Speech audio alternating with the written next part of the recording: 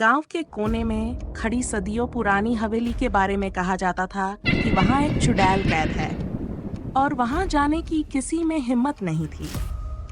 हवेली बोसीदा होती गई मगर मूर्ति वैसी की वैसी रही।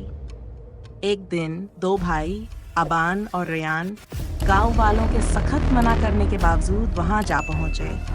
रास्ते भर गांव वाले उन्हें रोकने की कोशिश करते रहे मगर मन रुके और चले गए। अंधेरे में चलते चलते रेयान का पांव फिसला, मूर्ति जमीन पर गिरी और टूट गई। रेयान के हाथ की कट से खून उस पर टपक पड़ा।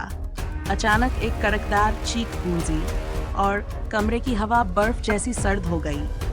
टूटे पत्थर से धुएं का तूफान उठा और एक कदावर औरत का साया नमूदार हुआ। आंखें दहकते अंगारों की तरह, होंठों पर मकरूह मुस्कान। वह धीमी मगर जहरीली आवाज में बोली, तुम्हारे बुजुर्गों ने मुझे कैद किया था। 100 साल पहले एक आमिल ने मुझे इस मूर्ति में बंद किया। शर्त रखी कि ये कैद सिर्फ तब टूटेगी जब शाही खून मूर्ति पर गिरे।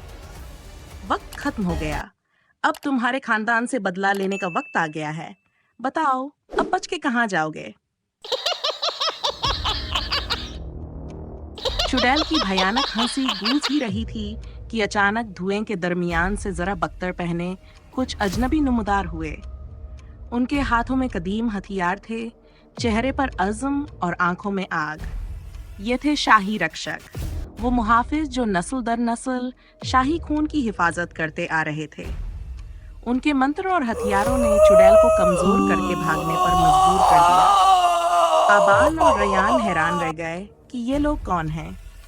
बुजुर्ग रक्षक ने बताया, हम वही मुहाफिज हैं जिन्हें तुम्हारे परदादा ने मुकर्रर किया था। ये चुड़ैल शाकुंतला कभी तुम्हारे परदादा के दरबार की जादूगर थी। अपनी ताकत से बीमारों को ठीक करती थी मगर फिर लालच ने उसके दिल को काला कर दिया। उसने बादशाह पर जादू करके ऐसी बीमारी डाल दी जो कभी न ठीक हुई। तब मलिका ने एक अजीम आमिल शक्ति बाबा को बुलाया जिसने उसे शिकस्त देकर इस मूर्ति में कैद किया। उसी वक्त शाही रक्षकों का अहम हुआ कि नस्ल दर नस्ल खानदान की हिफाजत करेंगे। रक्षक ने संजीदगी से कहा, यह अभी कमजोर है मगर जल्द ही और ताकतवर हो जाएगी। अब वक्त है इसे हमेशा के लिए खत्म करने का। तुम दोनों को हमारे साथ चलना होगा।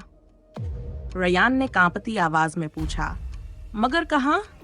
बुजुर्ग रक्षक ने जवाब दिया, शक्ति बाबा के वारिस बलवान बाबा के पास। अब वही हमारी आखिरी उम्मीद है।